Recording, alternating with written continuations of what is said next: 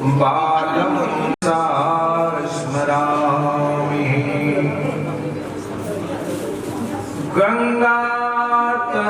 गंगातरण्यरमणीय जटाकलापं गौरी निरन्तर विभूषितो वामभागम् नारायणं प्रियमनङ्गमदापहारम् वाराणसीं पुरपतिं भज विश्वनाथम्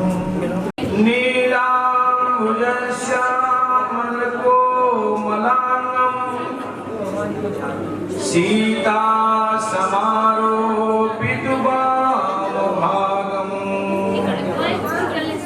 वाणं महासायकचारुचापम् नमामि रामं रघुवंशनाथम्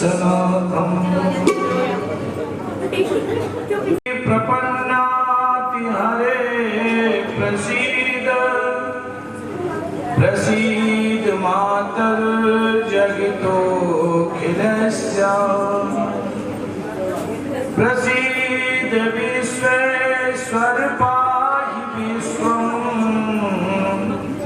त्वमेश्वरी देवी चराचरस्य मनोजं जय जय श्री राम जय जय श्री राम नमः पार्वती पतये हर हर हर महादेव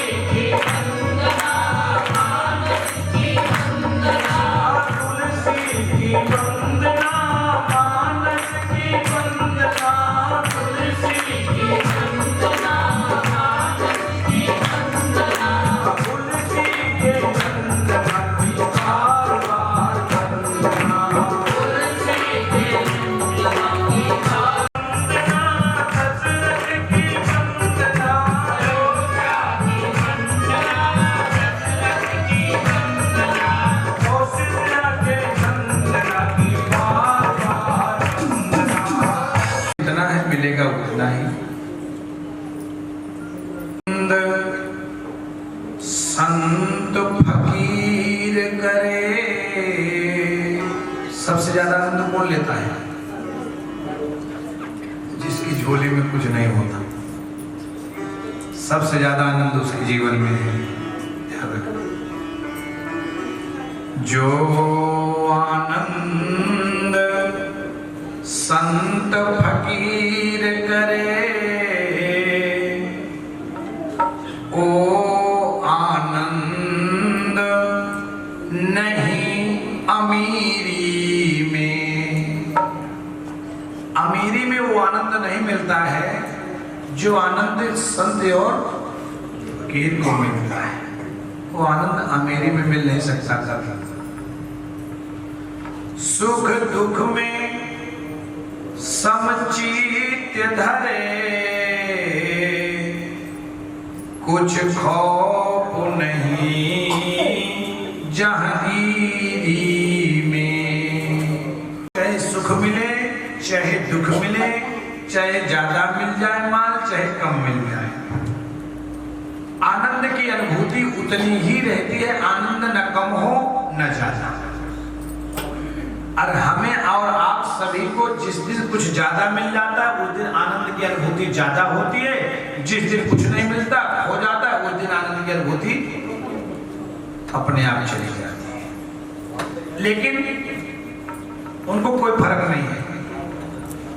खीर मिल गई तो भी वही आनंद है, और चना मिल गया तो भी वही आनंद। तो दिनचर्या बिगड़ जाती है।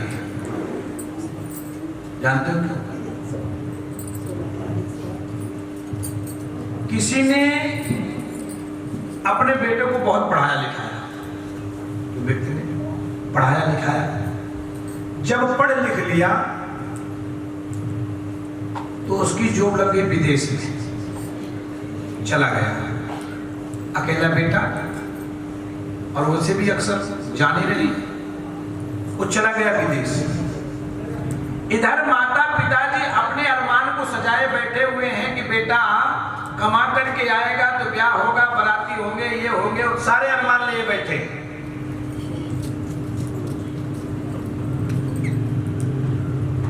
और जब तक ब्याह नहीं किया था तब तक बराबर फोन आते रहा, पिताजी माताजी आप कैसे हैं, बराबर फोन आते रहा।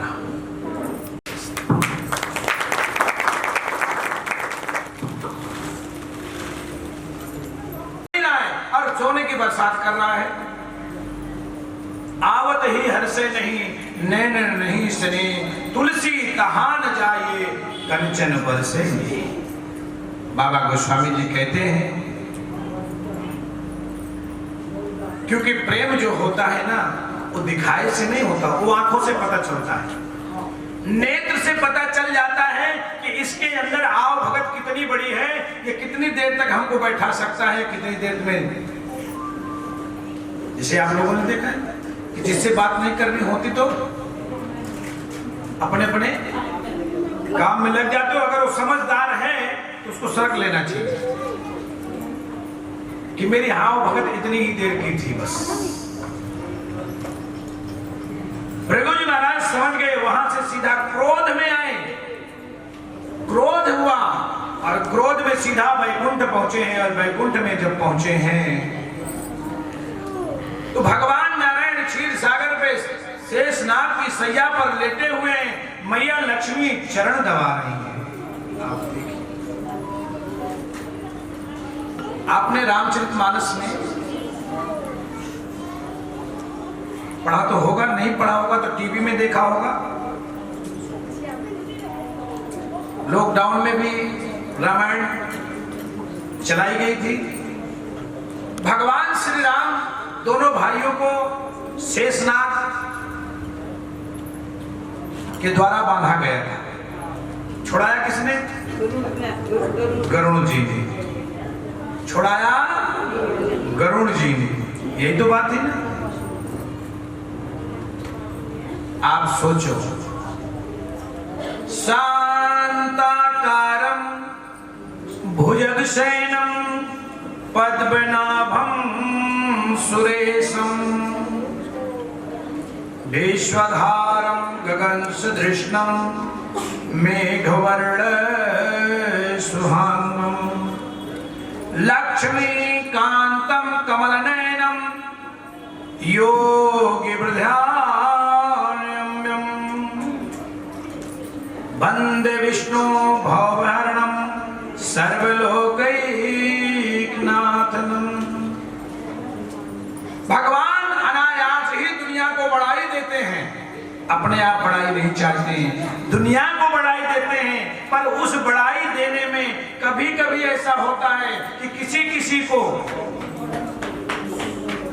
इज्जत रास नहीं आती है, किसी किसी को सम्मान रास नहीं आता। उसको अगर ज्यादा सम्मान दे दो तो उसको देखो दिया भी उसको उतना जाता है जितना बड़ा पात्र है। पात्र से ज्यादा अगर दोगे तो निश्चित खिड़ जाएगा, निश्चित गिरेगा। अगर उसका कटोरा जितना बड़ा है ना, पात्र जितना बड़ा है, उतनी बड़ी झोली में अगर आप देते हो तो उसका दिनचर्या चल जाएगी। और अगर उससे ऊपर आप दे रहे हो तो समझ लेना कि देने वाले की गलती है, लेने वाले की गलती नहीं, देने वाले की गलती है। ये जान लेना, देने वाले की गलती है। भुजगशयनम, अरे जिसका पलंग ही शेषनाग जी हैं, क्या वो बांध सकते हैं? जिसकी पलंग ही डबल बेड, जो पलंग पे सो ही रहा शेषनाग पे, शेषनाग पे जो सो रहा है तो शेषनाग उसके क्या बिगाड़ सकते हैं? नहीं। लेकिन ये बड़ाई गरुड़ जी को देनी थी, ये बड़ाई गरुड़ जी को देनी थी। लेकिन आपको बताओ, गरुड़ जी महाराज को भी अहंकार और सुदर्शन चक्र, भगवान के पास भी रहने वाले को अहंकार होता है, सुदर्शन चक्र को भी अहंकार हुआ और रुक्मणी मैया को भी अहंकार हुआ। रुक्मणी को अहंकार इस बात का था कि मेरे से सुंदर कोई नहीं है, मेरे से करते हैं। सुदर्शन चक्र को अहंकार था कि सारा महाभारत मैंने तो जीता। महाभारत में अर्जुन ने किसी का वध नहीं किया है और रामचरितमानस में भी भगवान श्री राम ने किसी का वध नहीं किया, रावण को भी नहीं मारा। कुंभकर्ण, मेघनाद, कुंभ की जितनी सेना है, किसी का वध भगवान श्री राम ने नहीं किया। रामचरितमानस में आप पढ़ रहे हैं। जैसे महाभारत में अर्जुन ने किसी को नहीं मारा, किसने मारा? भगवान कृष्ण ने भी नहीं मारा। सुदर्शन चक्र चल रहा, भेज दिया, करो काम अपना। और नाम करते हो तुम कन्हैया, मेरा नाम हो रहा है। भगवान जब विजय प्राप्त करके आए थे ना,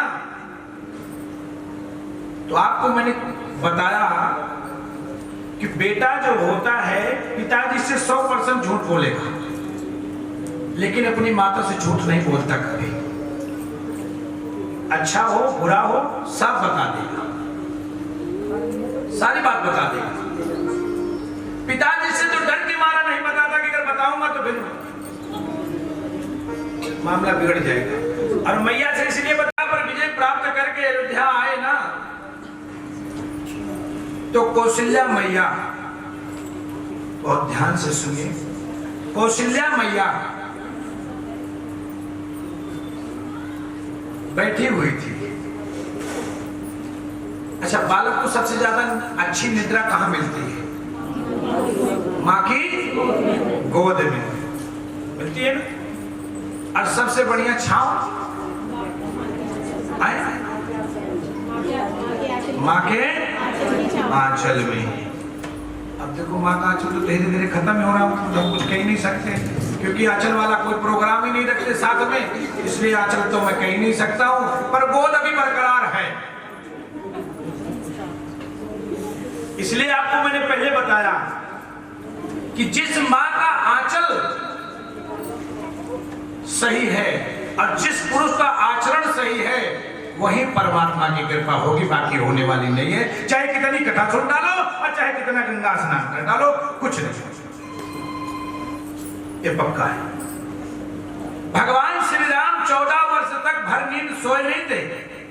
राजमहल में आए, राजमहल में गद्दी सोफे सेट बहुत नए होंगे, लेकिन नहीं, अपनी मैया की गोद में सिर रख करके सो गए। कौशल्या मैया अपना हस्त भगवान के मस्तक पर फेर रही थी, तो भगवान को पसीने आ रहे थे।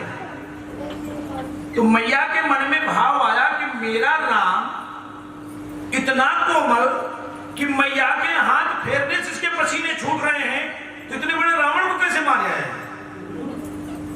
मानो कोई बालक डर रहा हो और उसे कह दो सब्जी मंडी चले जा रात को 12 बजे, फिर क्या होगा? उसका पसीने नहीं आएंगे? आएंगे ना, उसे पसीने आएंगे। मैया ने सोचा कि मैया का हाथ फेरने से मेरे राम को इतने पसीने आ रहे हैं, इतना कोमल है, तो रावण जैसे को कैसे मारा है? इतने इतने बड़े कार्य कैसे कर दिए? जब प्रभु राम की निद्रा टूटी ना, तो मैया ने पूछा, राम एक बात मैं जानना चाहती हूं, क्या तू सही बताएगा? तो प्रभु राम ने कहा, मैया ये राम आपसे तो कभी झूठ बोला नहीं, जो भी तेरे मन में शंका हो पूछ ले मां।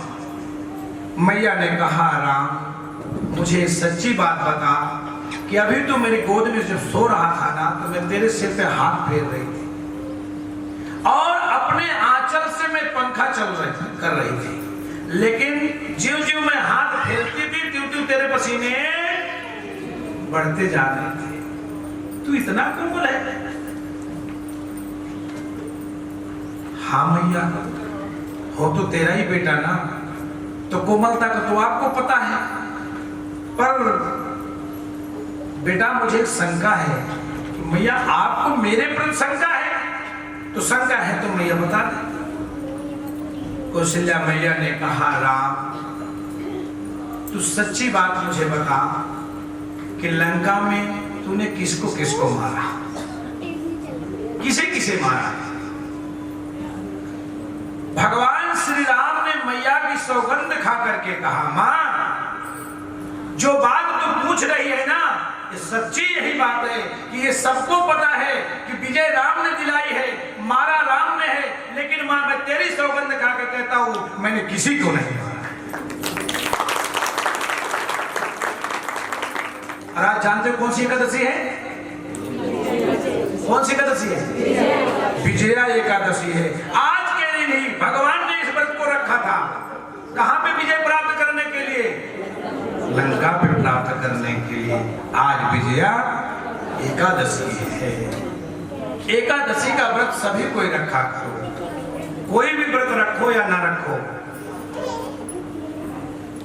एकादशी का व्रत 8 वर्ष की अवस्था से प्रारंभ कर देना चाहिए, लेकिन हमने सुना है कि कुछ लोग वर्ष की अवस्था से प्रारंभ करके मरते दम तक, जब तक प्राण न चले जाए तब तक रखते रहो एकादशी का। 10 ज्ञान इंद्रियां, 5 ज्ञान इंद्रियां हैं और 5 कर्म इंद्रियां हैं और 1 मन है, इस यही मिलाकर के एकादशी है। कर्म इंद्रियां और ज्ञान इंद्रियों को एकत्रित करके और मन को एक करके तब एकादशी बनी है। इसलिए एकादशी भगवान को सारे व्रतों में सबसे ज्यादा प्रिय है।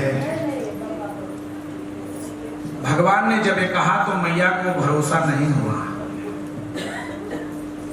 मैया ने कहा, राम इसका प्रमाण क्या है? दुनिया तो यही कह रही है ना, तूने मारा 1-2 ब्राह्मण, तू क्षत्रिय,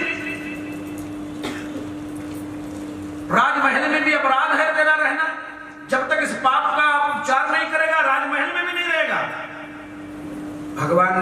मैया जब मैं मारा हूं तभी तो ना, मैंने किसी ब्राह्मण की हत्या नहीं किया है।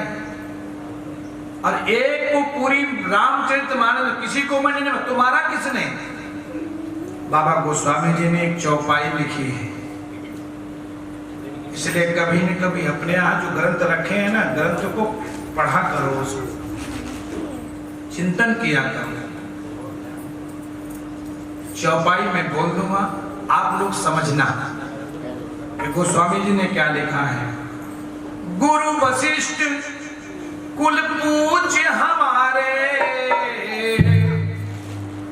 भगवान ने अपनी मैया से कहा, गुरु वशिष्ठ कुल पूज्य हमारे, इनकी कृपा निशाचर मारे, इनकी कृपा निशाचर मारे।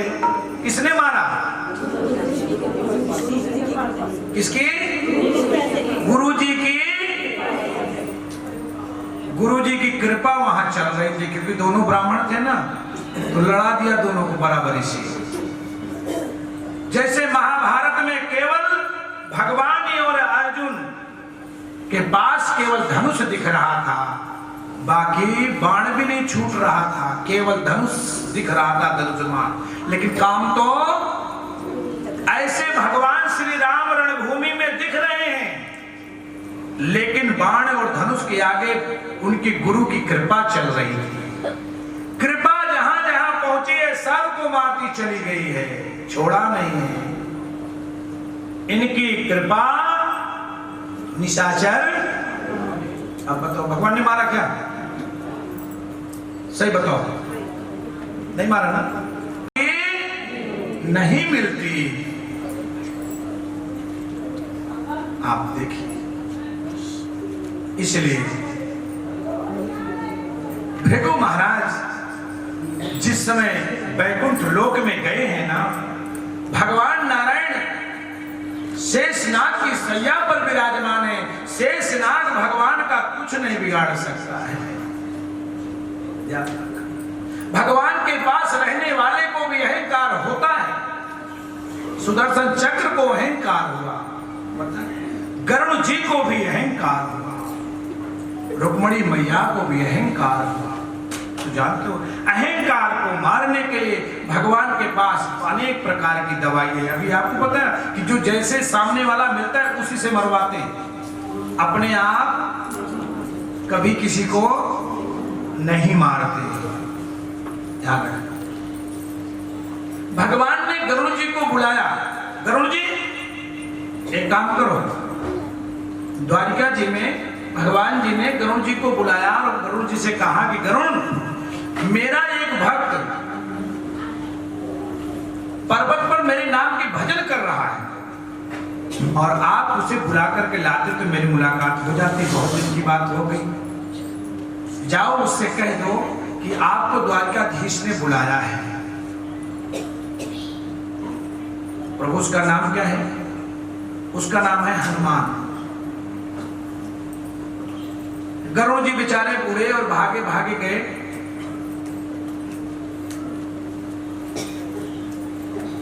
और हनुमान जी महाराज भगवान के भजन में लीन थे, क्योंकि गरुड़ जी जानते हैं, उनके दिमाग में यह था कि मैं भगवान का सबसे बड़ा नजदीकी हूं। उन्हें यह नहीं पता था कि मेरे से ज्यादा भक्त हनुमान जी हैं। आप देखिए, और गरुड़ जी जैसे जाकर के कहते हैं कि प्रभु इनको बुलाए तो बंदर। और जैसे ही गरुड़ जी ने कहा, ए भैया, ए बंदर महाराज चलो, तुमको द्वारकाधीश ने बुलाया। हनुमान जी ने कहा, भैया मैं किसी द्वारकाधीश को नहीं जानता हूं, मुझे डिस्टर्ब न करिए, मुझे भजन करने दीजिए, जाइए आप। गरुड़ जी को ऐसा लगा कि जैसे भाई कोई आओ भगत करे तो अच्छा लगे, और सीधा ही कह दे कि मैं उनको जानता ही नहीं हूं, जाओ।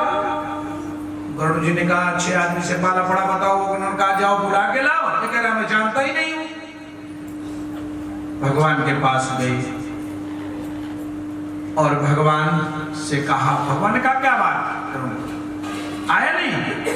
कहने लगे प्रभु वो तो कह रहा मैं जानता ही नहीं हूं। कि क्या बताया? कि द्वारकाधीश ने बुलाया। कहने लगे भाई गलती तो मेरे से हो गई थी ना, तुमको द्वारकाधीश नहीं कहना था, तुमको अवधेश बताना था। जाओ बताओ, कोई तुरंत दिल्ली से आवे पानी न पीने को मिले और फिर कह दो दिल्ली चले जाओ, तो समस्या बिगड़ेगी कि रहेगी? गरुड़ जी का पारा चढ़ गया। लो ये बात पहले नहीं बता सकते थे यार। अब की मैं जा रहा हूं, अगर वो नहीं आया तो पंखों में बांध करके घसीटता हुआ लाऊंगा और आपके पास छोड़ दूंगा। भगवान यही तो चाह रहे थे कि जो तेरे अंदर अहंकार है ना, 2 मिनट में चूर हो जाएगा। और हनुमान जी के पास जाकर के गरुड़ जी कहते हैं, हनुमान जी कौशलाधीश ने बुलाया है, चलते हो कि पंख में बांध करके लेके चलूं? हनुमान जी जैसे अपने प्रभु राम का नाम सुना, जय श्री राम करके खड़े हो गए। गरुड़ जी ने कहा इतनी देर मत लगाओ, जल्दी चलो, और नहीं तो मैं अपने पंख में बांधता हूं और 2 मिनट में, मेरे से ज्यादा तेज नहीं, और 2 मिनट में ही पहुंचाता हूं। हनुमान जी ने कहा, जब भगवान का नाम सुना, कहा प्रभु असुधारा भगवान के नाम। हनुमान जी की आंखों से बहने लगी। त्रेता युग में भगवान युग बीत गया। प्रभु ने आज मुझे बहुत दिन बाद मेरे प्रभु याद किया है, उसमें तू बाधा बनता है? हनुमान जी ने गरुड़ जी महाराज का पंख पकड़ा और दे लपेटा, फेंका, आइए पीछे से चलना। हनुमान जी उड़े, गरुड़ तो बेचारे चेत हो गए, कहे कि उठे तो खड़ा हो, और हनुमान जी तो इतने, क्योंकि रामचरित्र सुनबे को रसिया, भगवान राम की केवल वाणी को, भगवान राम के केवल नाम को सुनने के लिए लालायित हैं। बाकी आप इनको कुछ दो ना दो, चढ़ाओ ना चढ़ाओ, केवल इनके सामने भगवान के राम के नाम का गुणगान करिए बस। भगवान ने क्या किया? सुदर्शन चक्र को गेट पे लगा दिया कि बिना मेरी आज्ञा को किसी को अंदर मत आने देना। सुदर्शन चक्र का क्या बात करते, अब अगर अंदर तो बताना। हनुमान जी जैसे गेट पे पहुंचे हैं, सुदर्शन चक्र ने रोका। हनुमान जी ने कहा मेरे प्रभु ने इतने दिन बाद मुझे बुलाया है, आज मुझे कोई रोक नहीं सकता है। सुदर्शन चक्र ने कहा मैं प्रवेश नहीं होने दूंगा, जब तक अंदर से आज्ञा नहीं होगी तब तक जाने नहीं दूंगा। हनुमान जी ने सुदर्शन चक्र को पकड़ा, जो सूरज को ले लिया, बाली समय रवि भक्ष लिया, सुदर्शन चक्र को मुंह में दबाया, जय श्री राम करते हुए आगे गए हैं। आगे गए तो भगवान श्री राम ने रुक्मणी मैया से कहा एक काम करो, देखो मेरा भक्त आ रहा है, मैं तो देखो राम बनने जा रहा हूं, और तुम भी सीता बन जाओ, नहीं मामला बिगड़ जाएगा। तो रुक्मणी ने क्या कहा? सीता मेरे से ज्यादा सुंदर थी क्या? रुक्मणी को सुंदरता का बहुत बड़ा अहंकार था। रुक्मणी ने कहा कि क्या सीता मेरे से ज्यादा सुंदर थे क्या? आप बनना चाहो बन जाओ, धनुष बाण ले लो, जो बन, हम तो जो है यही रहेंगे, हम नहीं बदलते अपना वेश। ठीक है, तुम्हारी मर्जी, राजी हैं उसी में जिसमें तेरी रजा है, पर हमको तो देखो बनना पड़ेगा क्योंकि मेरा भक्त आ रहा है। भगवान ने धनुष बाण धारण किया है, और भगवान धनुष बाण धारण जैसे किए हैं, और हनुमान जी महाराज का प्रवेश हुआ है, और हनुमान जी महाराज का जैसे प्रवेश हुआ, अब आप देखिए, जाकर के भगवान के श्री चरणों में गिर पड़े।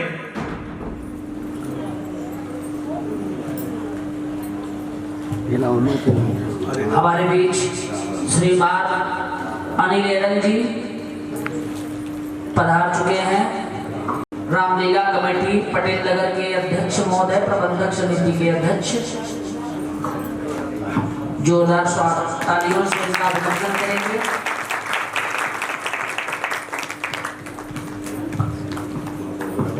जय जय श्री राधे।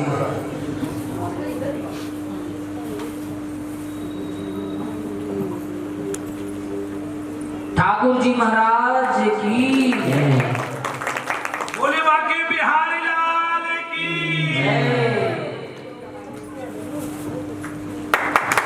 सुखदेव जी महाराज की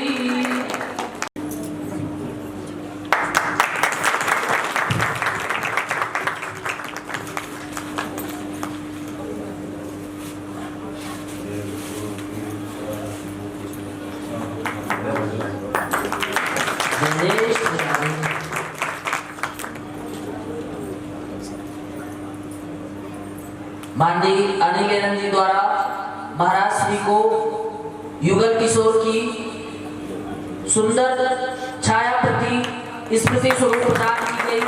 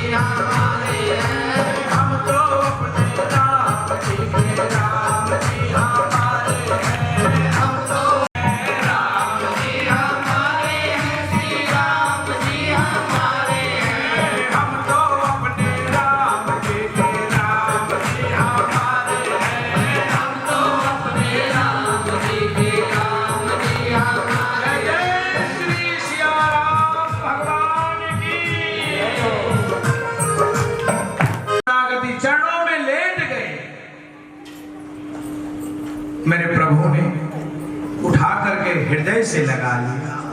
और जान लेना कि जो भी व्यक्ति, इसीलिए आज हम किसी का पैर छूते हैं ना तो झुकते नहीं है, खड़े खड़े घुटने के पास। तो वो क्यों उठाएगा तुमको? तुम खुद ही उठे पड़े हो, तुमको उठाने की जरूरत अपने आप उठे पड़े हो। अरे उठाया कौन जाता है? जो गिरता है। उठे प्रेम तनु राम अधीरा, कहूं पट कहूं निशंग धनु तीरा। भरत जी महाराज भी जब भगवान से मिलने गए थे तो दंडवत करके लेट गए। भगवान ने कहूं निशंग कहूं पट धनु तीरा, कहीं पर धनुष कहीं बाण कहीं पटका सब फेंक दिए और दौड़ करके उठा लिया। लेकिन हम आज किसी का अगर दंडवत प्रणाम या किसी का अगर फल लेते हो, किसी से चरण छूते हो ना, तो चरण छूने का फल आपको तब मिलेगा जब किसी के किसी भी पैर, कोई भी सीधे पैर के दाहिने पैर का जो अंगूठा है उसको स्पर्श किया करो, तब फल मिलेगा, नहीं तो मिलने वाला नहीं है। आपको मैंने पहले बता दिया कि जैसे गंगा जी में मेढक और मछली रोज नहाते हैं, लेकिन महात्मा नहीं बने, वो मेढक ही रह गए, क्योंकि उनका तन धुला है, मन। अगर आप किसी बड़े बुजुर्ग का, साधु संत महात्मा से किसी से आशीर्वाद चाहते हो तो इतना झुका करो, उनके पैरों के अंगूठे का जो उनकी साधना है, जो उनकी तपस्या है, उससे तरंगे निकलती हैं, उसको अगर स्पर्श करते हो तो आपके जीवन में निश्चित बदलाव आ जाएगा। उसको स्पर्श किया, भगवान श्री चरणों में भगवान के श्री हनुमान जी गिरे, हनुमान जी को उठा करके हृदय से लगा दिया। श्री हनुमान जी महाराज प्रभु को देख करके अश्रुधारा बहने लगे। प्रभु बहुत दिन बाद याद किया है, युग बीत गया, त्रेता बीत गया, द्वापर आया, जब याद किया हम तो आपकी चिंता में लगे रहे। अब देखिए भगवान ने कहा कि हनुमान जी सब ठीक है ना? प्रभु ठीक तो है। तो हनुमान जी से भगवान ने पूछा कि आप जब आ रहे थे तो रास्ते में आपको किसी ने रोका नहीं? हाँ, वो रोका तो था। किसने रोका? अरे वो गोल गोल चक्कर सा घूम रहा था। क्या हुआ? चले अपना डाल रखा, आज मंगलवार है ना, तो लड्डू की तरह भर रखा था, एक तरफ बात चल रही थी, दूसरी तरफ रखा था। कहने लगे फिर क्या हुआ? कह लिए धर दिया काढ़े, ये रोक रहा था मुझे, अरे आपसे मिलने के लिए ये मुझे रोक रहा था। भगवान ने कहा चलो जैसे तैसे छोड़ दो। सुदर्शन चक्र अपना खड़े हो गए, नाड़ नीचे कर, अच्छा मुलाकात कराई।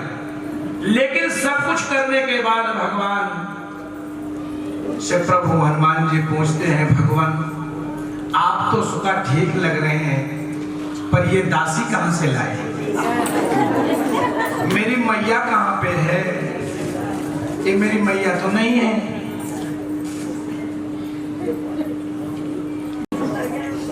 हनुमान जी ने केवल इतना ही पूछा बस, प्रभु आप तो बड़े अच्छे लग रहे हैं, बड़े प्रिय लग रहे हैं, लेकिन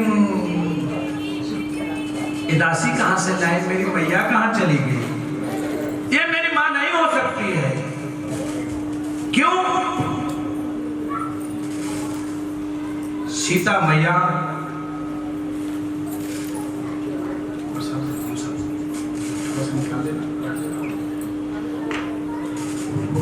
सीता मैया हनुमान जी को हृदय से लगा के रखती थी। नाटक अगर किया है तो अकल पहले लगानी पड़ेगी, तब आप उसका रोल अदा कर पाओगे, वरना कर नहीं सकते हो। इन तीनों का अहंकार जो था, एक ही बाण में, कितने भगवान एक बाण से कई निशाने लगा देते।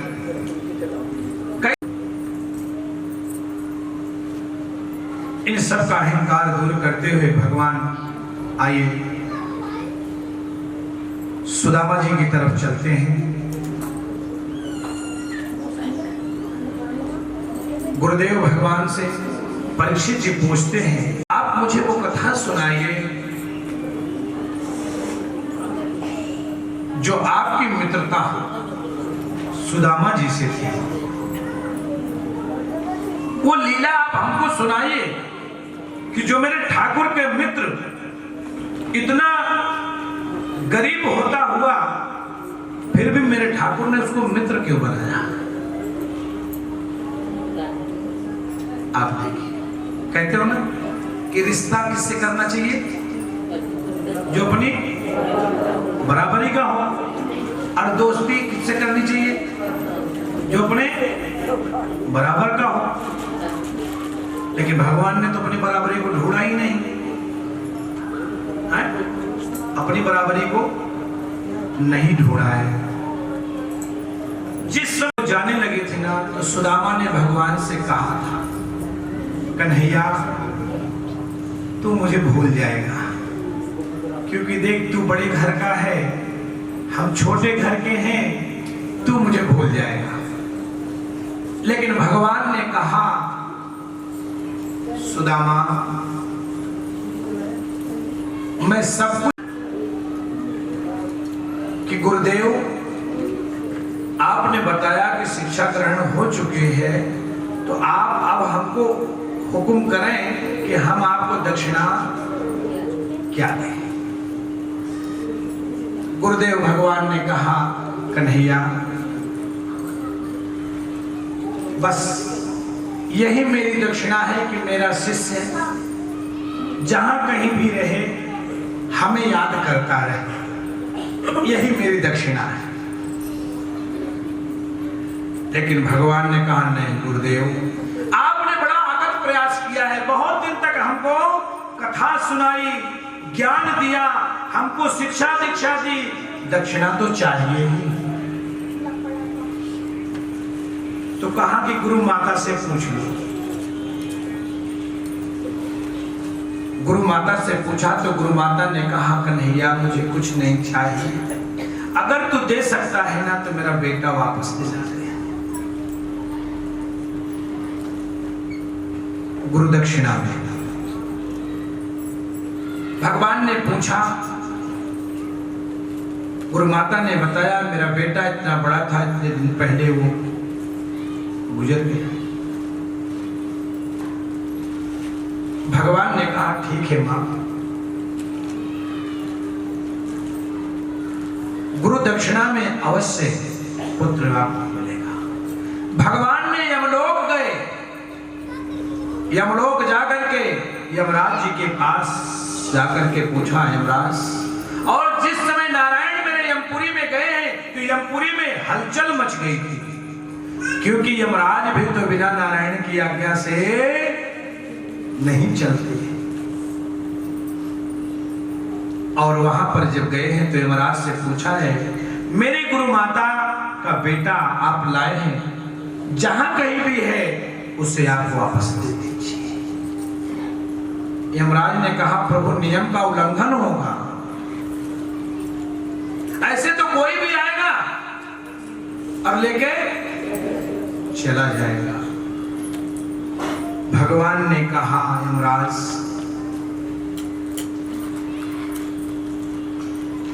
इस बेटे की आयु देखिए, इसकी आयु अभी शेष बाकी है, इसकी आयु शेष अभी बाकी है, क्योंकि भगवान ने स्वयं उसकी आयु अपनी आयु से जोड़ दिया था। अब जिसकी आयु भगवान की आयु से जुड़ जाए वो मरता नहीं है कभी। जैसे देखा है ना कि साधु संत महात्मा जो ऋषि मुनि है वो मरे थोड़ी हैं, जिंदा हैं, आज भी जिंदा हैं। उनकी चर्चाओं को, उनके गुणगान को हम आज भी गाते रहते हैं, वो मरे नहीं है। मरता तो वो है जिसको कोई जानता नहीं है, मरता तो वो है। यमराज ने वापस किया था, भगवान ने लाकर के गुरु दक्षिणा में गुरु माता का बेटा वापस किया। भगवान अपने नगर की ओर चले आए थे, सुदामा भैया अपने घर की ओर चले, लेकिन आप जानते हैं सुदामा जी गरीब क्यों हुए थे? चने खा रहे थे, यही तो था, और कुछ काम नहीं थे। सुदामा जी ने नहीं चाहिए हक दबाना किसी का, सदा ना रहा है जमाना किसी का। लेकिन बहुत सावधान होकर के सुनो, आज आपको बताता हूं।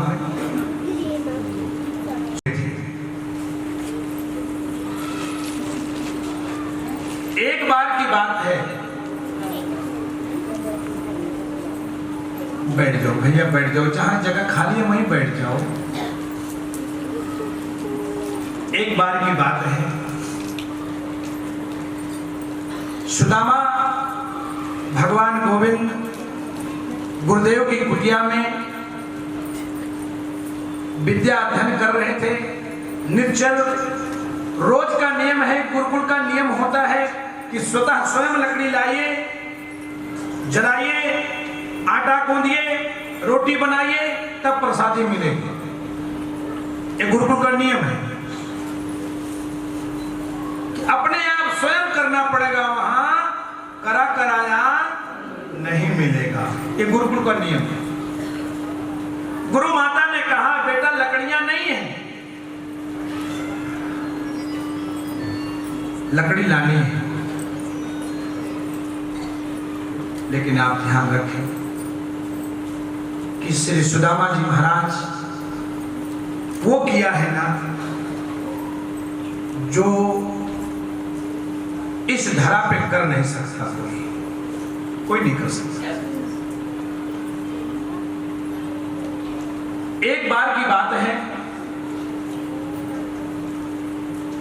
गुरुदेव की कुटिया से दूर पर एक ब्राह्मणी रहा करती थी, छोटी सी कुटिया में, गरीब थी। बने हुए चने रखे थे, उठा करके दे दिया।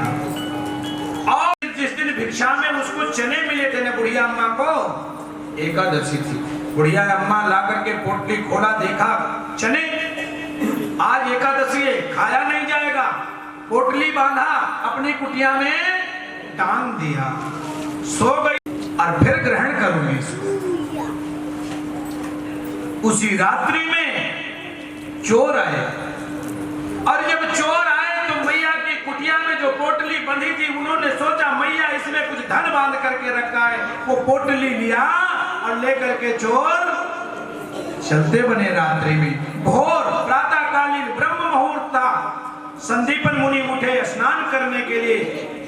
चोरों ने देखा ईश्वर ने हमको देख लिया, उन्होंने वो पोटली गुरुदेव की कुटिया में फेंक दिया, रख दिया, वहीं झाड़ी में रख दिया, बाद में लेके जाएंगे।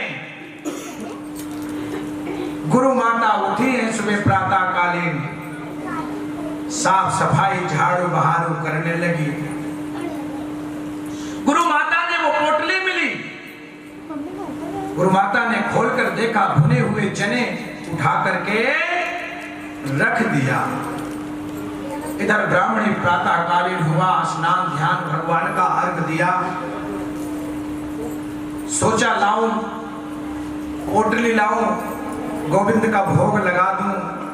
जब देखा तो पोटली भी नहीं थी, बुढ़िया मैया ने श्राप दे दिया, जो उस चने को खाएगा कंगाल हो जाएगा, निर्धन हो जाएगा। जो उस चने को खाएगा वो निर्धन हो जाएगा। वो चना मेरे लिए भी नहीं रहा, मेरे गोविंद के लिए नहीं रहा। एक ही पुतली तो मेरे पास थी, मेरे पास कोई धन नहीं था, कोई संपत्ति नहीं थी, कोई कुछ नहीं था। एक भिक्षा मांग करके लाया हुआ, ये पोटली में तो थोड़ा सा चना ही तो था। अरे उसको भी लोग चुरा ले गए। जाओ मैं श्राप देती हूं, जो उस चना को खाएगा निर्धन हो जाएगा।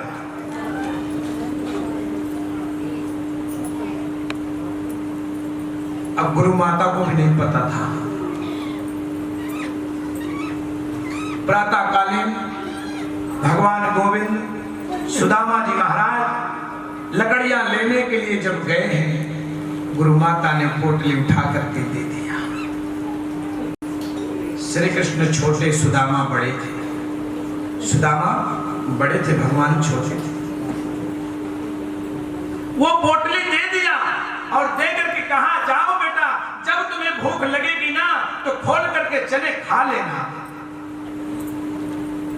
सुदामा महाराज पोटली ले लिए, लेकर के जंगल में गए हैं, लकड़ियां तोड़ रहे हैं। घनघोर वर्षा होने लगी, बादल घिर गए, तूफान आने लगे। भगवान को ऊपर चढ़ाया, कन्हैया ऊपर चढ़ के थोड़ी लकड़ियां तो तोड़ ले, अब वर्षा होने वाली है, नीचे आ जाना। लेकिन गोविंद कह रहे हैं कि अभी इतनी लकड़ी पूरी नहीं हुई, गुरु माता नाराज हो जाएंगी, पूरी लकड़ियां तोड़ लें फिर चलते हैं। ठंड के मारे इतनी हवा चलने लगी, ठंड लग गई। सुदामा महाराज ने पोटली जब खोली, ध्यान रखना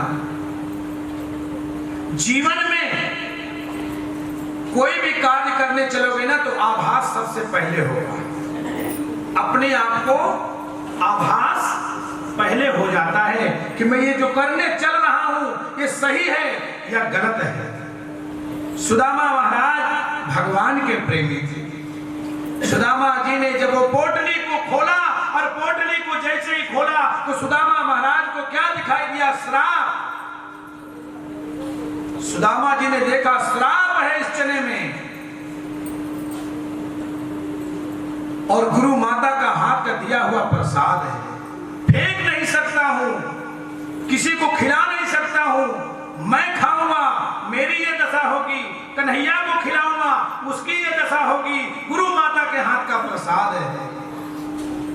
देखिए आपको उस दिन भी बताया कि भगवान शिव जी को प्रसाद भगवान नारायण ने दिया है तो गिराया नहीं कि जहर है। लेकिन हम आप लोगों को, आप हर जगह कथा में जाते हैं प्रसाद के विषय में इतना बताया जाता है लेकिन आप लोग मानते नहीं। जरूर, क्योंकि इसकी कीमत बहुत बड़ी है। ध्यान रखना, आपको मैंने 100 बार बताया कि अगर इस प्रसाद को आप बाजार में खड़े होकर के पैसे दे के बेचो, प्रसाद तो राजा रंग भी जाता होगा ना, बड़े भारी गाड़ी में भी बैठ के जाता होगा, प्रसाद आप दोगे तो गाड़ी से हाथ निकाल करके ले लेगा तुरंत, मिनट से पहले, देर नहीं लगेगी 1 सेकंड भी, चाहे वो मिश्री का दाना ही क्यों ना हो। सुदामा महाराज ने खोल करके देखा, उसमें श्राप दिखाई दिया। अरे मैं गरीब हो जाऊंगा ना तो तू मुझे संभाल देगा, और अगर तू गरीब हो जाएगा तो संसार में कोई संभालने वाला नहीं है, इसलिए तेरी गरीबी मैं लेता हूं, तुझे गरीब नहीं होने दूंगा, तुझे गरीब नहीं होने दूंगा। ये है मित्रता। मित्रता उसको कहते हैं जो एक मित्र दूसरे मित्र से हार जाए। अभी आपको बताया, मित्रता उसको कहते हैं कि जो मित्रता में बड़ा होता है वो सदा हारता है, छोटा हमेशा जीतता है। यही मित्रता है। भगवान राम हारते थे, भरत को जिता देते थे, ये मित्रता है। आप देखिए सुदामा जी महाराज ने चने लिए और चने लेकर के सारे चने खा गए। चने से सुदामा गरीब नहीं हुई थी, ये ध्यान रखना है।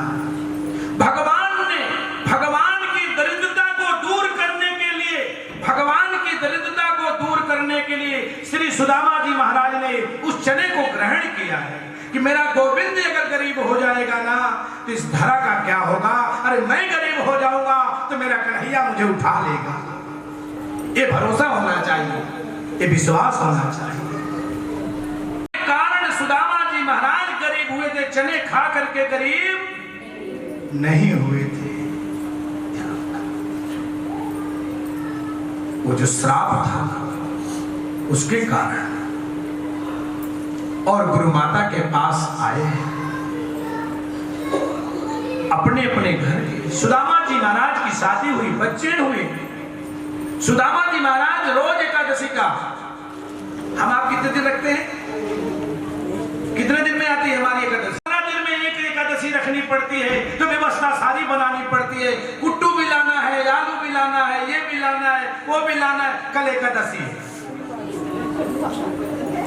और 10 जने से बताएंगे हम तो आज बढ़ती हैं, खाएंगे 3 बार बताएंगे हम तो आज बढ़ती हैं। काहे के बढ़ते? एकादशी। और ठोक के बताएंगे एकादशी के बढ़ते हैं, खाएंगे 3-4 बार। सोचो। और सुदामा जी की तरह अगर एकादशी के व्रत रखना हो तो फिर क्या होगा? फिर तो कुट्टू का कट्टा ही आएगा।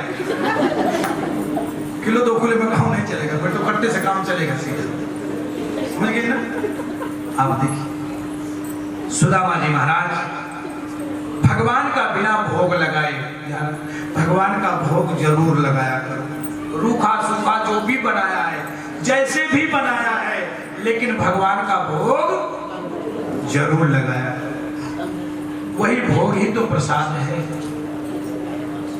वही भोग प्रसाद है। और भगवान का भोग नित्य लगाकर एक दिन सुदामा जी महाराज भिक्षा के लिए गए हैं, कुछ भिक्षा में मिला नहीं, कुछ नहीं पाए। वापस आए, सुदामा जी को भूख बड़ी लगी हुई थी, बहुत तगड़ी भूख लगी हुई थी सुदामा जी ने आकर के अपनी पत्नी से कहा, सुशीला भूख बहुत लगी है, कुछ तो होगा घर में, जो हो वही दे देना, कुछ तो दे दे। सुशीला ने कहा, पतिदेव घर में कुछ नहीं है, क्या बच्चे भी कुछ नहीं खाए, कुछ देख लो, कहीं पर कुछ मिल जाए तो ला दो। सुदामा जी ने कहा, देवी जहां पर जाना था मैं चला गया, कुछ नहीं मिला, फिर भी देख ले घर में। सुशीला गई है, जिस बटली में चावल पकाती थी ना, उस बटली को जाकर के सुशीला जाकर देखती है तो उसमें से एक दाना मिला, केवल एक दाना मिला। सुशीला ने अपने मन में सोचा, चलो एक दाना तो मिला है, अरे आधा पतिदेव खा लेंगे, आधे में मैं और बच्चे खा लेंगे। आप देखिए श्री सुदामा जी महाराज को लाकर के उसकी पत्नी ने, सुशीला जी ने वो दाने जब दिया ना, तो भगवान का ध्यान करके वो दाने लेकर के वो भी गोविंद को दे दिया। ले ठाकुर, मेरे आज भोग लगाने को कुछ नहीं था, एक दाने में तू संतुष्ट हो जा, तू ही खा ले, जरा मैं रोज खाता हूं। वो दाना भगवान को दे दिया। वो भी जो एक दाना बड़ी मुश्किल से मिला भी था ना, सुशीला सोचती रही कि आधा तो ये खाएंगे और आधा हम और बच्चे खा लेंगे, लेकिन सुदामा जी ने वो भी दाना भगवान को अर्पण कर दिया। मेरे गोविंद, तू भूखा होगा जरूर, ले इस दाने भोग तू लगा दे। उस समय जिस समय भगवान का भोग सुदामा जी ने एक दाने का लगाया था ना, तो भगवान रुक्मिणी के साथ राज सिंहासन पर बैठे थे। भगवान एक तरफ तो हंस रहे थे, दूसरी तरफ से आंखों से अश्रुधारा बह रही थी। रुक्मिणी ने पूछा, प्रभु ये क्या लीला है? एक तरफ तो आप मुस्कुरा रहे हैं, दूसरी तरफ आप रो रहे हैं, क्यों? भगवान ने कहा, रुक्मिणी मैं सामर्थ्यवान हूं, सब कुछ कर सकता हूं, कोई रोक नहीं सकता है, लेकिन मजबूर हूं। आप मजबूर हैं? आप क्यों किसकी बात के लिए मजबूर हैं? आपको क्या मजबूरी है? भगवान ने कहा, रुक्मिणी देने के लिए तो मैं तैयार हूं, पर लेने वाला तो कोई हो, लेने वाला तो मांग ही नहीं रहा है, मैं क्या करूं? उसकी दशा देख करके मेरे से देखी नहीं जाती है, लेकिन वो मांग तो नहीं रहा है। अरे मांगे तभी तो तू, इसलिए आपको बताया कि देने वाला दे रहा है, उसका कोई एहसान नहीं है, एहसान तो उसका है जो ले रहा है। भगवान रो रहे हैं, मैं देने को तैयार खड़ा हूं, पर लेने वाला नहीं है, ले नहीं रहा है।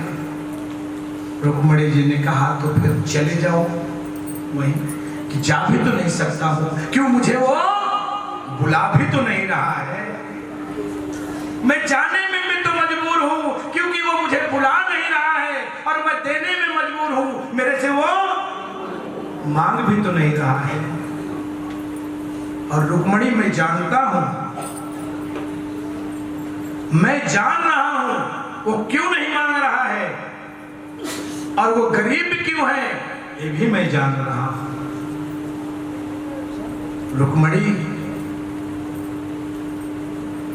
अगर ये सुदामा ना होता ना, तो राजमहल ना होता, हम भी आज गरीब बने होते। आपकी मित्रता द्वारकाधीश से है, तो एक काम करो, आप चले जाओ ना, कुछ ना कुछ धन दे देंगे, बच्चे पल जाएंगे। लेकिन सुदामा जी कहते हैं नहीं, जाना उचित नहीं, क्योंकि इस गरीबी में सारे रिश्ते टूट जाते हैं। जब पैसा पास होता है तो रिश्ते अनेक होते हैं, और जब गरीबी आती है तो सारे रिश्ते टूट जाते हैं।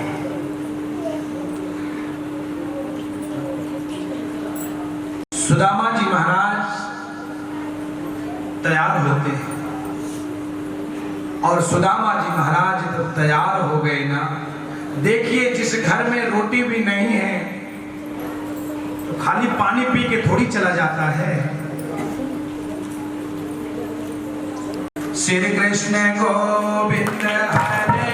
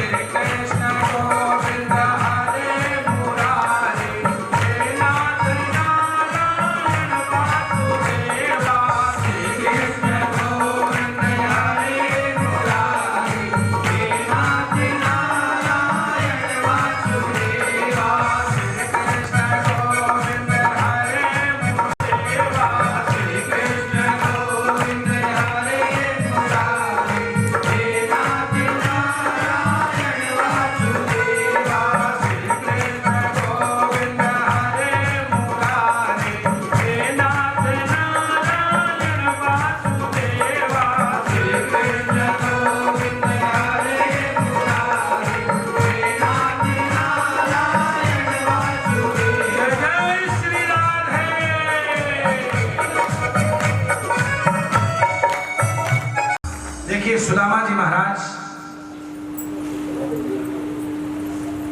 पत्नी के कहने पर, समझाने पर चल पड़े, जबकि उनकी स्वयं इच्छा नहीं थी। लेकिन मन में एक इच्छा थी कि चलो बहुत दिन हो गया मित्र से मिले, चलो इस बहाने मुलाकात तो हो जाएगी। केवल एक ध्येय उनका था। पत्नी ने कहा था कि आप जाना मांगना,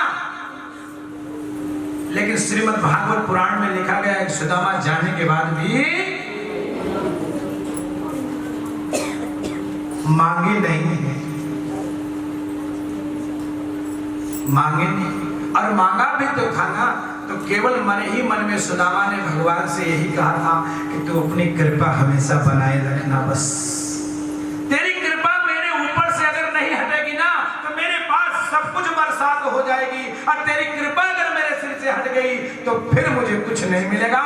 श्रीमद् भागवत महापुराण में लिखा है, भगवान ने खुद कहा है स्वयं अपनी वाणी से कि जिस पर मैं कृपा करता हूं ना उसको धन नहीं देता। श्रीमद् भागवत महापुराण के 10वें स्कंद में लिखा है कि भगवान ने कहा है कि जिसके ऊपर मैं अपनी कृपा करता हूं उसे धन नहीं देता हूं, धन से दूर कर देता हूं, और जिसको धन देता हूं उस पे कृपा नहीं करता हूं। और सुदामा महाराज को केवल भगवान की कृपा चाहिए थी, कृपा मांगा था कि प्रभु आपकी कृपा चाहिए। मैंने झोले फैला दे कन्हैया, अब खजाना तू प्यार का लुटा दे। मैंने झोली फैला दी, ताली बजाइए, अब खजाना तू प्यार का लुटा दे। मैंने झोले फैला दे कन्हैया, अब खजाना तू प्यार का लुटा दे।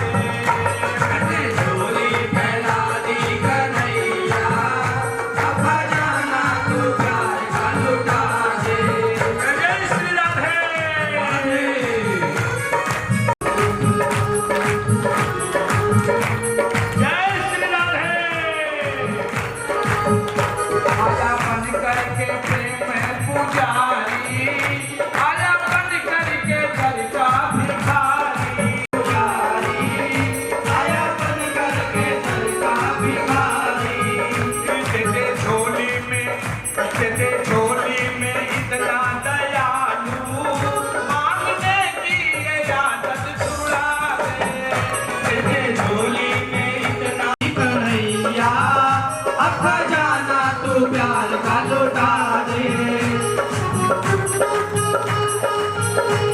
जय श्री राधे।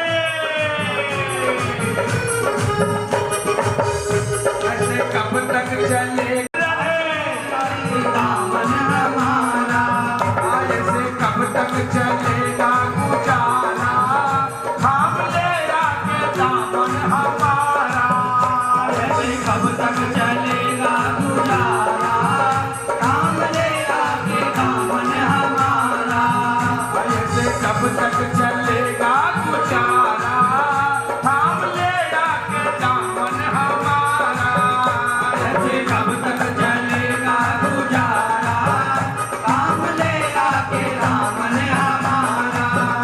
हो सके तो दया कर दयालु, हो सके तो दया कर दयालु, हो सके तो दया कर दयालु, हो सके तो दया कर दयालु।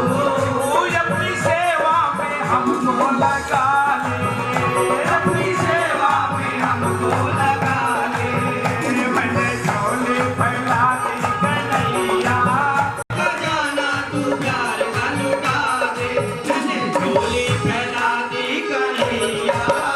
अब खजाना तू प्यार का लुटा दे, मेरा खजाना तू प्यार का लुटा दे, अब खजाना तू प्यार का लुटा दे। खजाना तू प्यार का लुटा दे, अब खजाना तू प्यार का लुटा दे। मेरा खजाना तू प्यार का लुटा दे, अब खजाना तू प्यार का लुटा दे। खजाना तू प्यार का लुटा दे, अब खजाना तू प्यार का लुटा दे। मैंने झोली फैला दे कन्हैया, अब खजाना तू प्यार का लुटा दे। मैंने झोली फैला दी कन्हैया, अब